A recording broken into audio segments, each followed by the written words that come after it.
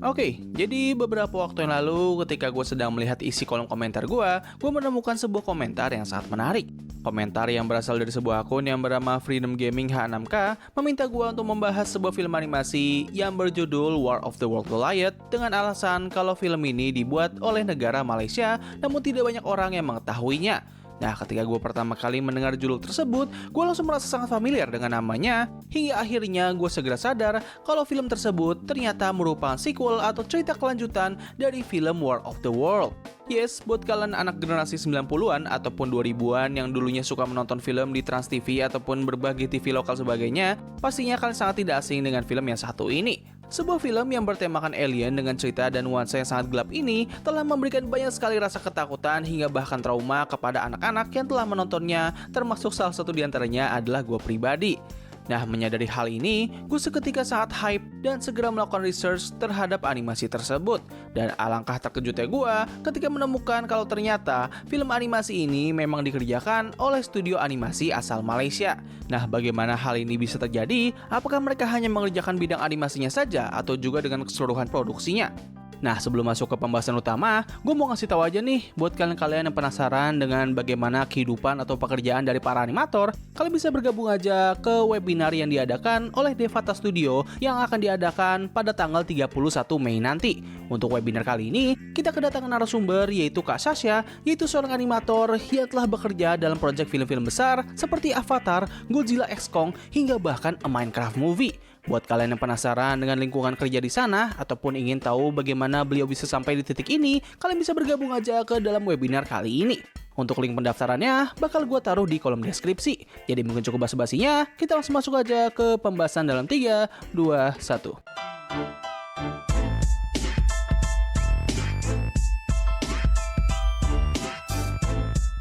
War of the World Goliath merupakan sebuah film animasi yang bertindak sebagai loose sequel dari buku novel ciptaan H.G. Wells yaitu The War of the World.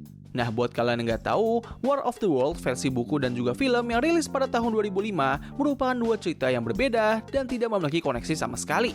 Salah satu perbedaan yang paling mencolok dari kedua cerita ini adalah versi bukunya mengambil latar waktu pada tahun 1890-an, sedangkan untuk versi film mereka mengambil latar waktu sekitar tahun 2000-an.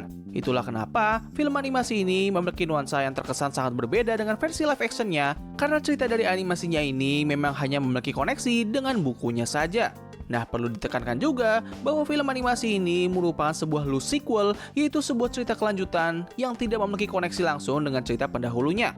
Cerita dari film ini memang berlatar waktu setelah kejadian di bukunya, namun karakter utama dan setting dunianya itu terbilang sangatlah berbeda. Film ini sendiri bakal menceritakan kondisi dari umat manusia pasca penyerangan alien Mars atau Martian yang terjadi 15 tahun yang lalu. Sama seperti versi live actionnya, pada versi buku dan juga animasinya, para Martian ini berhasil dikalahkan karena mereka tidak mampu menahan serangan dari para bakteri-bakteri yang berasal dari planet bumi. Para manusia yang berhasil selamat memanfaatkan sisa-sisa dari teknologi yang ditinggalkan oleh para Martian untuk bisa membangun dunia yang baru, yang mana hal ini membuat latar dunia dari animasi tersebut menjadi seperti gaya ala steampunk. Oh ya, kalau nggak salah, sosok penting yang membuat para manusia ini bisa bangkit adalah Nikola Tesla, yang memanfaatkan teknologi para alien ini untuk bisa menciptakan berbagai teknologi yang baru. Nah, walaupun berhasil bangkit, tapi tentu para manusia ini tidak sepenuhnya bisa hidup dengan tenang karena mereka masih dihantui oleh potensi akan kembalinya para Martian. Maka dari itu, dibentuklah sebuah organisasi dunia yang bernama ARES atau Allied Resistance Earth Squadron, yaitu sebuah organisasi yang bertujuan untuk mengumpulkan para prajurit pemberani dari berbagai macam negara untuk mewakili negara-negara mereka dalam mencegah invasi yang akan datang. Selain mengumpulkan pasukan, organisasi ini juga memodifikasi semua kapal perang milik Martian yang bernama Tripod untuk dijadikan senjata utama bagi mereka. Nah, dalam organisasi ini terdapat seorang kapten squad yang bernama Eric Wells, di mana ia memiliki tekad untuk membalas para Martian itu apabila mereka datang kembali setelah dulunya kedua orang tuanya harus tewas di depan matanya langsung.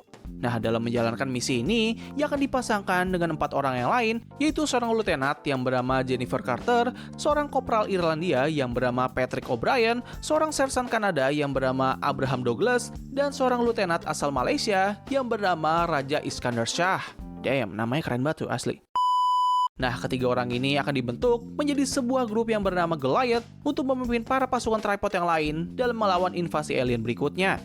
Nah, setelah melihat animasi ini menceritakan tentang apa, sekarang kita masuk ke pembahasan berikutnya, yaitu bagaimana animasi ini bisa terbentuk. Nah, jadi pada awal tahun 2000-an, pemerintah Malaysia mulai berinisiatif untuk memajukan industri kreatif dan juga hiburan, terutama dalam bidang animasi. Salah satu bentuk gerakan ini adalah dengan dibangunnya sebuah lembaga pemerintah yang berfokus pada bidang digital yang bernama MDIC atau Malaysian Digital Economic Corporation. Lewat lembaga ini, mereka mulai melakukan banyak sekali strategi untuk bisa memajukan sektor digital yang dipandang memiliki peluang yang sangat besar untuk masa depan nanti. Beberapa strategi tersebut adalah mencari investasi asing, membangun fasilitas pendidikan yang berfokus pada bidang digital, dan tentunya mensupport berbagai studio atau rumah produksi yang masih kecil. Nah, dari gerakan inilah muncul beberapa rumah produksi atau studio yang berfokus dalam membuat animasi. Salah satu di antaranya adalah Tripod Entertainment, yaitu sebuah studio animasi lokal yang terbentuk dari hasil kerjasama antara orang-orang profesional yang berasal dari negara Malaysia dan juga luar negeri. Nah, 3 sosok yang berperan penting dalam pembentukan studio ini adalah Leon Tan, Mike Blomendal, dan juga Joe Pearson. Nah, untuk Leon Tan dan Mike Blomendal, mereka ini sebelumnya telah membangun sebuah perusahaan produksi audio yang bernama Image Studio, yang mana pada akhirnya perusahaan tersebut menjadi bagian dari Tripod Entertainment. Dan sedangkan untuk Joe Pearson sendiri, beliau merupakan seorang animator veteran asal Amerika yang ditunjuk untuk menjadi sutradara, penulis, dan sekaligus produser dari proyek animasi pertama mereka, yaitu War of the World Goliath. Oh ya, gue hampir lupa mention, film ini ternyata juga melibatkan satu sosok legend dalam dunia animasi barat, yaitu Kevin Eastman yang bertindak sebagai produser dari film ini. Nah, buat kalian yang nggak tahu, beliau sendiri adalah kreator asli dari cerita original The Teenage Mutant Ninja Turtle. Yes, kalian nggak salah dengar. Beliau telah terlibat langsung dalam pembuatan film ini. Wah, gila sih bro, gue pas pertama kali tahu fakta ini, gue seketika langsung geleng-geleng kepala. Like, bro, mereka ini benar-benar senyat itu loh dalam menggarap animasi ini. Pada awalnya, film ini memakan anggaran sebesar 2,5 juta US dollar, namun seiring berjalannya waktu, anggaran dari animasi ini pun meningkat hingga menyentuh angka 5 juta US dollar. Proyek film ini baru mulai dikerjakan pada tahun 2009 dan selesai di tahun yang sama dengan waktu perilisan film ini, yaitu tahun 2012. Semua proses pengerjaan animasi dari film ini dikerjakan langsung di negara Malaysia dengan melibatkan beberapa studio animasi kecil di sana seperti Studio Climb, Silver Ant, Basecamp Film, hingga bahkan mereka juga melibatkan satu studio asal Korea yang terkenal karena telah mengerjakan banyak sekali proyek animasi barat, yaitu Sunmin Image Picture. Nah, sedangkan untuk proses voice acting dan juga post production itu semua dikerjakan di negara Amerika. Nah, pada titik ini, mungkin ada beberapa dari kalian bertanya-tanya, Bang, bagaimana bisa sih mereka mengadaptasi cerita War of the World? Apakah mereka bekerja sama dengan perusahaan lainnya agar bisa mengadaptasi cerita ini? Well, gue pribadi nggak bisa menemukan jawaban yang pasti, namun berdasarkan informasi atau spekulasi yang gue temukan, itu semua bisa terjadi karena buku atau cerita asli dari War of the World ternyata telah memasuki public domain. Nah, buat kalian yang nggak tahu, singkatnya dalam hukum Amerika, semua IP atau intellectual property itu akan memiliki waktu kadaluarsa hak ciptanya setelah pembuat IP tersebut meninggal. Ketika waktunya sudah habis, umumnya karya atau IP tersebut akan bisa masuk ke dalam public domain atau bisa digunakan oleh semua orang tanpa terkena pelanggaran hak cipta. Nah, kejadian ini sebenarnya sudah terjadi kepada banyak sekali IP yang sudah terkenal, seperti cerita original Pinocchio, Winnie the Pooh, dan juga original Mickey Mouse dari animasi Steamboat Willie. Nah, secara teknis, buku War of the World sendiri sebenarnya telah memasuki public domain sejak tahun 1924, karena berdasarkan aturan di sana, semua karya yang terbit sebelum tahun itu akan bisa masuk ke dalam public domain, namun hanya di negara Amerika saja. Untuk global, mereka harus menunggu 70 tahun sejak sang penciptanya wafat. Dikarenakan H.G. Wells wafat pada tahun 1946, secara teknis, cerita ini baru bisa masuk ke public domain pada tahun 2017. Nah, kalau misal begitu, kenapa mereka bisa membuat animasi ini tanpa terkena undang-undang hak cipta? Well, kemungkinan besar ini semua dikarenakan cerita dari film ini hanya bertindak sebagai loose sequel saja yang tidak memiliki kaitan langsung ataupun membawa elemen-elemen krusial dari cerita pendahulunya. Yes, I know, informasi ini memang berputar-putar, tapi ya setidaknya kalian bisa mendapatkan informasi baru nggak sih soal hukum hak cipta? Hehe. Oh ya, by the way, ini semua masih asumsi ya. Jadi kalau misalnya ada informasi yang salah ataupun ternyata Tripod Entertainment telah bekerja dengan perusahaan Amerika agar bisa mengadaptasi animasi ini, well, kalian bisa tulis saja di kolom komentar di bawah. Nah, bisa dibilang mereka ini sangat ambisius dalam menjalankan proyek animasi ini.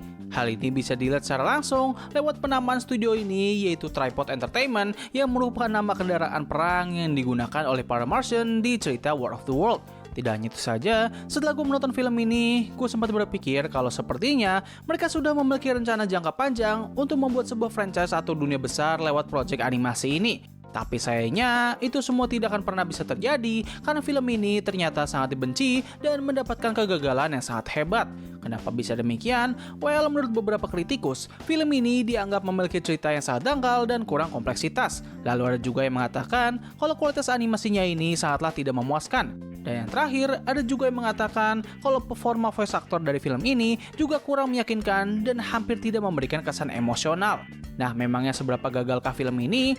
Well, dengan budget sebesar 5 juta US dollar, film ini ternyata hanya mendapatkan keuntungan sebesar 13.000 dolar saja. God damn, itu merupakan angka kerugian yang cukup besar untuk sekelas proyek yang dikerjakan oleh studio yang relatif kecil. Nah, dengan semua ini, gue pun akhirnya menjadi penasaran, memangnya seberapa burukkah animasi ini? Apakah memang seburuk yang dikatakan oleh orang-orang? Well, berikut ini adalah pendapat gue. Whenever someone asks me if I believe in heaven and hell, I tell them I don't know about heaven. Oke, pertama-tama kita mulai dulu dari premis ceritanya. Menurut gue pribadi, film ini memiliki konsep yang sangat menarik dan juga cukup menjanjikan. Sebuah peradaban manusia dengan bertemakan steampunk yang harus menghadapi serangan alien yang memiliki teknologi yang lebih maju merupakan sebuah konsep yang terasa cukup fresh dan jarang sekali digunakan. Tidak hanya itu saja, film ini juga awalnya terlihat akan membawakan konflik antar negara yang mana ini bisa saja akan mengarah ke sebuah peristiwa besar yang terjadi pada era tersebut, yaitu Perang Dunia Pertama. Nah, tapi sayangnya mereka terbilang kurang begitu berhasil dalam mengeksekusi premis tersebut. Apa yang menjadi masalah di sini adalah kita nggak mendapatkan gambaran yang begitu jelas mengenai seberapa besarkah konflik tersebut, serta konflik ini sendiri sudah terselesaikan bahkan pada bagian awal cerita dengan sebuah pidato dari karakter utama yang terasa kurang begitu emosional. Seharusnya mereka bisa menjadikan konflik perseteruan antara negara ini sebagai konflik utamanya, karena dengan begitu kita bisa menyaksikan sebuah petualangan dari kelompok utama kita yang berusaha keras untuk bisa menyatukan seluruh dunia dalam menghadapi ancaman yang lebih berbahaya dan sekaligus mencegah terjadinya Perang Dunia Pertama. Like, come on man, tidakkah itu jauh lebih menarik gak sih? Selain dari plot cerita utamanya, film ini juga terbilang kurang begitu berhasil dalam menceritakan para karakter penting di dalamnya. Satu-satunya karakter yang mendapatkan porsi cerita yang paling proper adalah sang karakter utama kita, di mana kita ditunjukkan secara jelas mengenai masa lalu dan juga motifnya. Nah, tapi sayangnya, itu semua tidak bisa membuatnya menjadi sebuah cerita yang bagus dan juga menarik, karena di sepanjang film, kita hanya tahu kalau dia ini memiliki tekad balas dendam terhadap para alien, dan sempat ada satu momen di mana ia mengalami PTSD ketika ingin menghadapi para alien tersebut, namun masalah itu pun berhasil diselesaikan di waktu itu juga. Hal ini pun membuat gua nggak menemukan alasan ataupun urgensi lain untuk berinvestasi dalam mengikuti perjalanan dari karakternya. Hal ini menjadi semakin ironis karena beberapa karakter penting yang lain ternyata memiliki background yang jauh lebih menarik, namun sama-sama nggak memiliki pendalaman yang bagus. Salah satu karakter tersebut adalah Patrick O'Brien, di mana ia diceritakan memiliki background keluarga Irlandia, yang mana pada saat itu negara tersebut sedang berkonflik dengan Inggris karena mereka ingin memisahkan diri dari mereka. Apa yang menjadi masalah dari konflik ini adalah sejak awal cerita, kita bisa melihat kalau Brian sendiri sudah memiliki keraguan untuk terus mengikuti jejak keluarganya, dan bahkan konflik ini berakhir pada pertengahan film.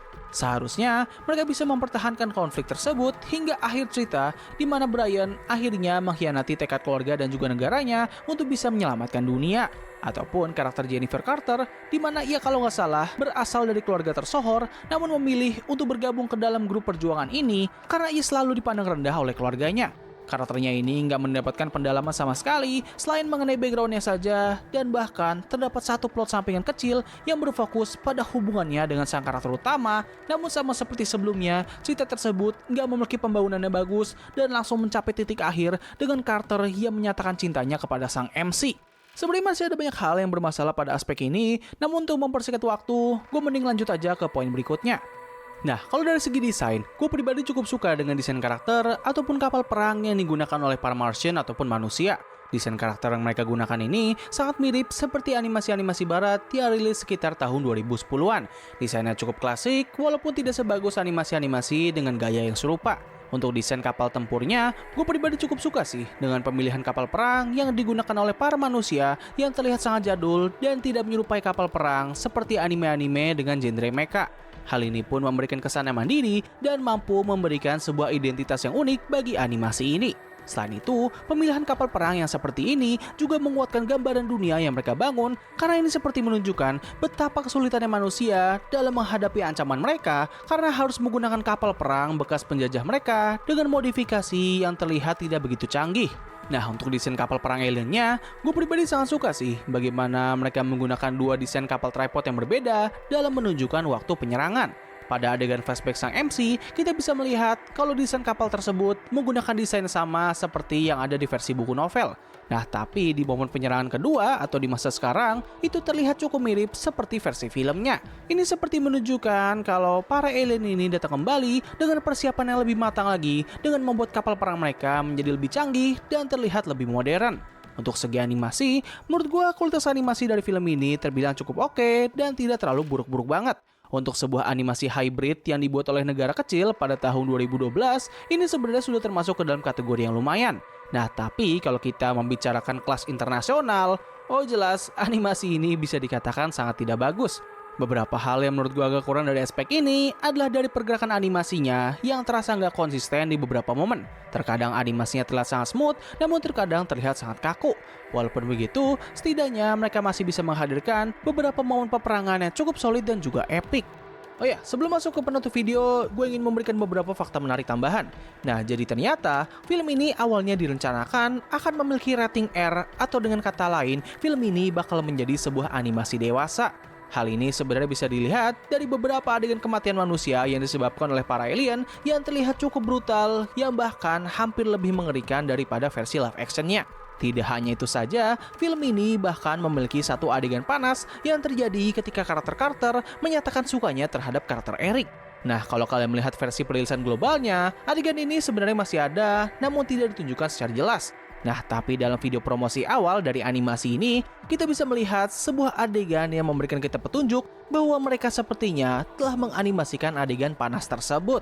Bahkan kalau nggak salah, dalam versi Blu-ray, mereka telah menambahkan adegan itu sebagai bonus tambahan. Yap, ternyata selama ini Malaysia telah terlebih dahulu membuat sebuah animasi dewasa ya.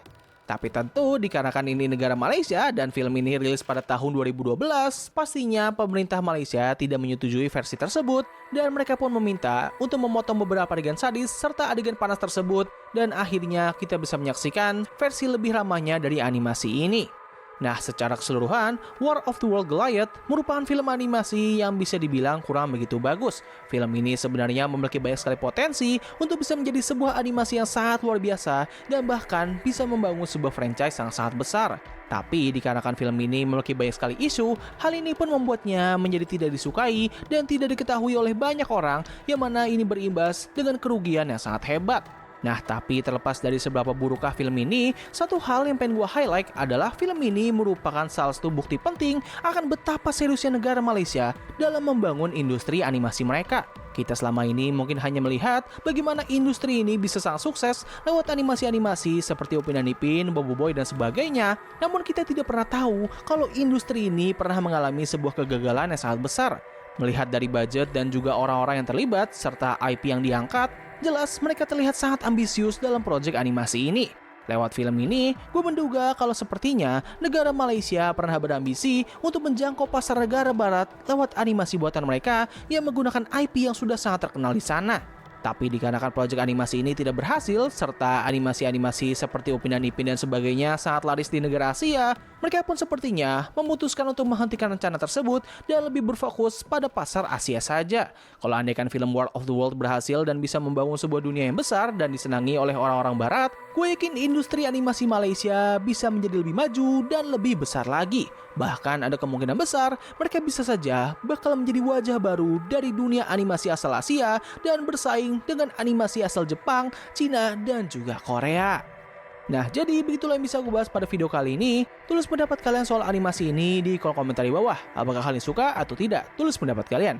Jadi terima kasih atas waktu yang telah kalian luangkan untuk menonton video gue. Gue undur diri, sampai ketemu lagi di video selanjutnya. Bye!